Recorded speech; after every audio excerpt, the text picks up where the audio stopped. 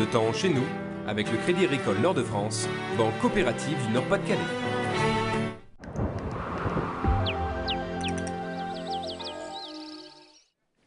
C'est une ambiance fraîche et humide qui nous attend ce mercredi. Regardez les cartes pour la région avec déjà, dès le début de matinée, le retour de la pluie. Ça continue ce temps humide dans l'après-midi avec de rares éclaircies et toujours ces petites précipitations. À noter également le vent qui se renforcera en fin d'après-midi et en début de soirée. Du côté des températures, conséquence, eh bien, elles baissent tout doucement entre 10 et 15 degrés le matin, donc c'est à peu près similaire à celle d'aujourd'hui. Mais on n'ira pas en revanche au-dessus des 17 degrés dans l'après-midi. On fêtera ce mercredi les Denis, puis on va jeter un petit coup d'œil à la qualité de l'air. Tout de suite, la qualité de l'air donc pour la région qui devrait être bonne, à l'exception de la métropole lilloise où la qualité là est cette fois moyenne. À noter un bon geste pour un bon air, éviter les footings aux abords des axes routiers. Pendant une activité physique, la consommation d'air augmente, donc la quantité de polluants dans l'organisme aussi.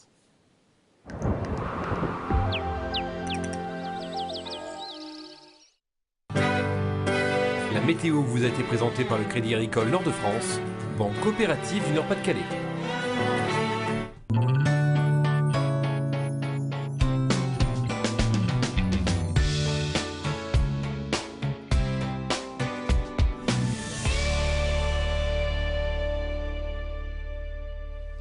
Vous nous retrouvez donc pour ce nouveau numéro de Santé Bonheur avec Pierre-Jérôme Montenot. Bonsoir Pierre-Jérôme.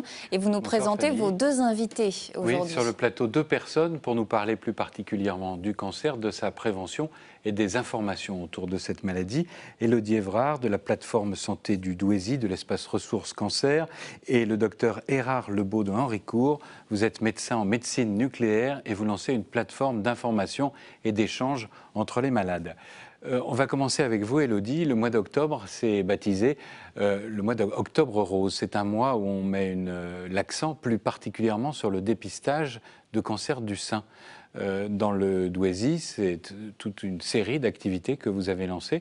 Pourquoi est-ce qu'il faut, année après année, revenir sur ce dépistage? Est-ce qu'on plafonne ? Il faut savoir que le cancer de 53 000 nouveaux cas en France, c'est un cancer qui touche de plus en plus de femmes jeunes. Donc il faut accentuer les dépistages qui malheureusement ne sont pas encore assez efficaces. On a encore très peu, une femme sur trois dans la région Nord-Pas-de-Calais et bénéficie justement, on va se faire dépister au niveau des dépistages du cancer organisé. Une femme sur trois, vous dites, c'est-à-dire que ce dépistage fait encore peur. Oui. Où on se dit, mon Dieu, si on me découvre quelque chose ou... On a vraiment peur du résultat lorsque vous allez, pour les personnes qui reçoivent au niveau de la DCN, donc l'association des dépistages du cancer du Nord, reçoit le livret à la maison. Les personnes ont peur du résultat. Encore beaucoup de personnes nous disent, voilà, moi j'ai peur de voir ce résultat et de me recompliquer encore, d'avoir une situation complexe encore là-dessus.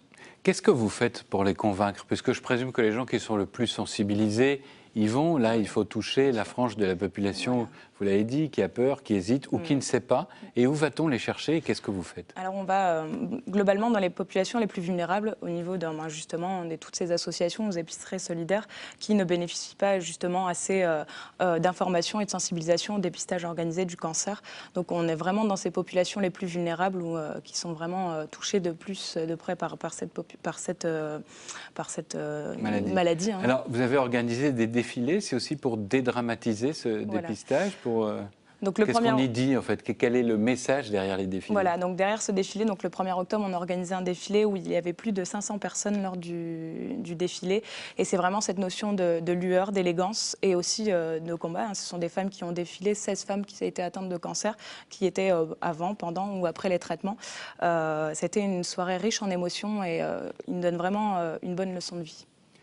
Est-ce qu'il y a une particularité dans la région Nord-Pas-de-Calais au niveau du dépistage? Est-ce qu'il faut accentuer davantage sur cette prévention? Oui, de plus en plus, il faut accentuer aussi chez les personnes jeunes. De plus en plus, les cancers du sein touchent les personnes aussi les plus jeunes. Voilà, il faut vraiment accentuer cette tranche d'âge aussi parce que certaines personnes pensent que... C'est-à-dire à partir de quel âge? De 50 à 74 ans, vous recevez les dépistages au niveau à la maison, mais les jeunes donc, attendent justement notamment d'avoir 50 ans pour pouvoir se faire dépister et c'est faux, il faut vraiment avoir un suivi. Donc à partir de quel âge vous conseillez un suivi à partir de donc très tôt, avoir un suivi gynécologique ou médecin traitant, ou voilà, vraiment pour pouvoir bénéficier de ces informations. On est une région où on consulte quand on est malade, voilà. hein, et quelquefois on consulte quand c'est très tard.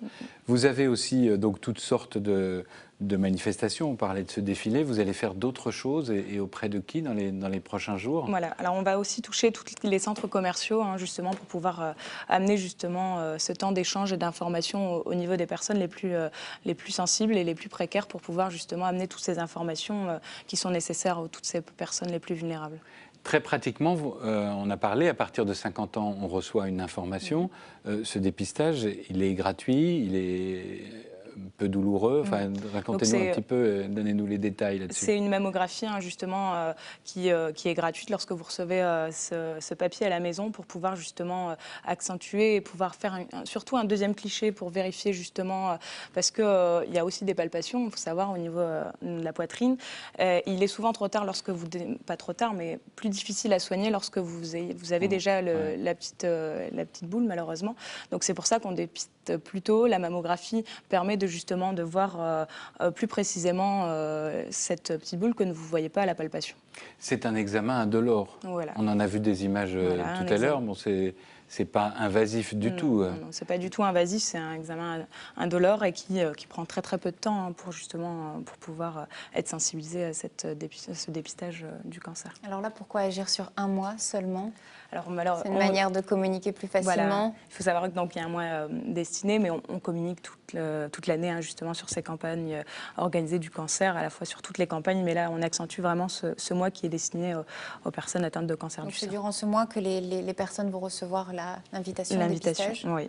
L'invitation au dépistage, et c'est vraiment un travail de fourmi, hein, qu'on fait avec des personnes bénévoles, des personnes qui sont aussi bénévoles pour pouvoir relayer l'information auprès et avec tout le réseau de soins, puisque après vous allez relayer. Le réseau de soins, les professionnels de santé au niveau de la région. Où est-ce qu'on vous trouve? Comment on fait si on veut savoir quelles sont les manifestations? Alors au niveau de l'espace ressources cancer du Douaisis, donc c'est au niveau 03 27 97 3 fois. Donc c'est une association gratuite qui est ouverte à la fois aux patients, mais aussi à l'entourage. Donc ça, c'est important vraiment de le préciser pour les personnes atteintes de cancer.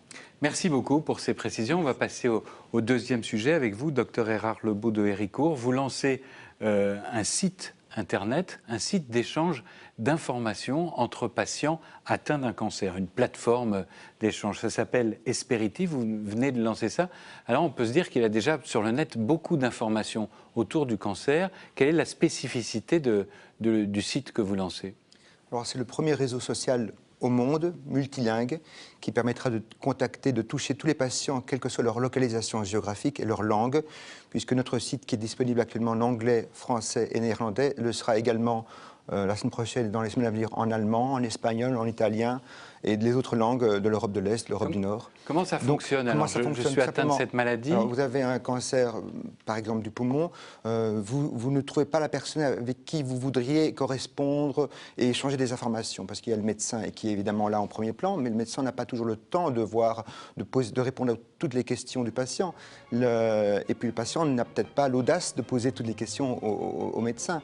Il y a la famille qui accompagne, mais la famille ne peut pas comprendre la détresse morale du patient. Donc la meilleure personne qui est apte à répondre au patient qui souffre d'un cancer, c'est un autre patient qui souffre d'un cancer. Et c'est sur ça que repose le concept d'Esperity, c'est de trouver sur base de critères bien précis la personne qui lui correspond, donc ce qu'on appelle le jumeau médical.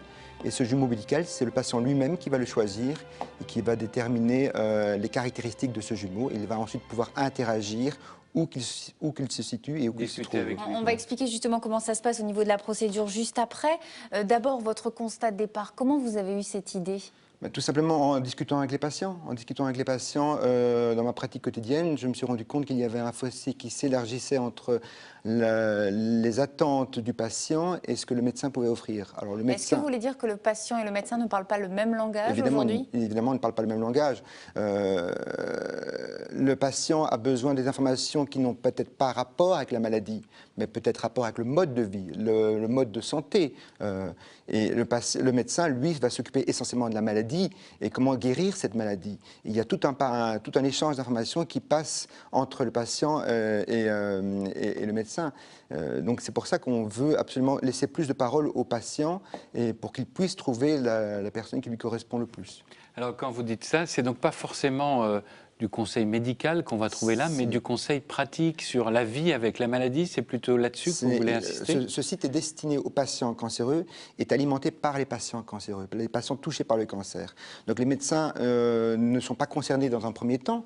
Le but, c'est de laisser la parole aux patients et de pouvoir répondre aux attentes des patients. Parce que, pourquoi est-ce qu'il y a un fossé actuellement? Parce que tout simplement, les patients bénéficient des technologies modernes qui n'existaient pas il y a 10-15 ans et ils se rendent compte qu'ils ont accès à une information qui leur permet de mieux se prendre en charge, de mieux gérer leur quotidien. Est-ce qu'on se prend mieux en charge ou au contraire, trop d'informations qu'on n'arrive pas à analyser quand elle est très technique au point de vue médical, nous noie, nous inquiète? Il y a ce risque-là aussi. Mais justement, cette information ne sera justement pas technique, puisqu'elle ne sera pas fournie par des médecins, des spécialistes de la médecine, mais par des patients qui souffrent de la même maladie et qui peuvent mieux comprendre le vécu et le quotidien de chaque patient.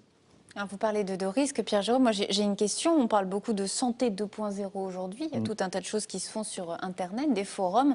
Et il y a aussi beaucoup de mauvaises choses qui se disent, voilà, qui peuvent faire peur et qui n'ont aucun appui médical, qui sortent voilà, de la bouche de tout un chacun et qui peuvent aussi faire paniquer les patients. Tout à fait, les patients. Est-ce que vous avez prévu un modérateur, quelque chose, pour éviter qu'il y ait n'importe quoi? Il n'y aura pas de modérateur sur le site dans le sens où les patients sont libres de dire ce qu'ils veulent, mais évidemment, on va mettre des garde-fous, c'est-à-dire qu'on aura la possibilité pour les patients de signaler des conversations inappropriées, et nous, alors, on intervient. Il faut bien comprendre qu'on touche la planète entière, en plus de 20 langues, et donc on ne peut pas gérer plus de 20 langues aussi facilement qu'on gère le français ou l'allemand ou l'anglais. Donc ça va être très compliqué. On fait confiance aux patients qui sont là, qui vont utiliser le site. Pour ne pas raconter n'importe quoi et voilà. que ce soit constructif. Mais évidemment, il y aura des êtres humains derrière qui vont gérer en cas d'abus, et on sera derrière pour modérer. Vous parlez de monde entier, de plusieurs langues. Du coup, on peut avoir un jumeau, donc un patient qui a une maladie similaire à l'autre bout du monde? Nous savons très bien en médecine qu'il n'y a pas deux cancers identiques. Avec les mutations génétiques, chaque cancer est unique. Ce qu'on a mis le point avec Asperity, c'est qu'on va, sur base des critères bien précis, pouvoir trouver une personne qui nous correspond le plus au maximum, donc le jumeau médical. La tranche d'âge, le type de cancer, la présence de mutations génétiques, un tel traitement, un tel effet secondaire. Et l'avantage de Sperity, c'est comme on touche la planète entière, on va pouvoir cibler l'individu où qu'il se situe. En Argentine, au Brésil, en Chine, en Russie, en Australie. Et le site sera disponible en une quinzaine de langues, c'est-à-dire que le squelette du site pourra être utilisé dans chacune des langues. Et grâce aux outils de traduction instantanée que le Google et Bing nous proposent, et chaque patient qui ne parle pas la langue de l'autre jumeau pourra interagir facilement, ou plus ou moins facilement, avec l'autre personne. Alors j'ai bien compris que le patient malade s'inscrivait volontairement. Comment est-ce qu'on peut garantir le secret médical aussi autour de... Alors le secret médical... Si on met sur le net ces pathologies... Ceux qui ont accès à Asperity sont d'abord les membres d'Asperity. Donc Google et Facebook et tous les réseaux sociaux et tous le module de recherche ne pourront pas avoir accès à cette information. Deuxièmement, on avertit les patients de ne pas donner leurs informations précises, leur nom, leur prénom, leur photo, bien que très souvent les patients donnent leurs informations. Et troisièmement, toutes les informations sont codifiées et anonymisées. Donc c'est-à-dire on peut très difficilement retrouver l'origine, à moins que le patient lui-même le décide, mais on peut très difficilement retrouver l'origine des informations. Juste une dernière question très courte. Vous avez donc cet anonymat. Ça va permettre donc ces échanges dans le monde entier, dites-vous. Et vous pensez que c'est lancé quand, enfin que le marché va... Parce que vous en êtes tout au début. On est tout au début pour notre concept. On vient de lancer la version anglaise il y a 3 semaines. La version française est lancée actuellement. En fait, il faut bien comprendre que la médecine 2.0 commence à naître en Europe. Elle a déjà pris une longueur d'avance sur les États-Unis. Et je pense que la médecine 2.0 va commencer à grandir de plus en plus dans les années à venir. Fanny, vous avez une dernière information médicale? Oui, une dernière information. On parlait tout à l'heure de dépistage. Il y a des dépistages gratuits de la vue qui sont organisés un peu partout dans la région à l'occasion de la journée mondiale de la vue. C'est ce jeudi 10 octobre. Merci beaucoup Merci Pierre à tous les Giraud. deux. Merci également à vos invités. On va se quitter là-dessus. C'était Santé Bonheur. N'oubliez pas, si vous nous regardez en direct ce mardi soir à 20h40, Politiquons avec l'invité Marine Le Pen. Excellente soirée à vous.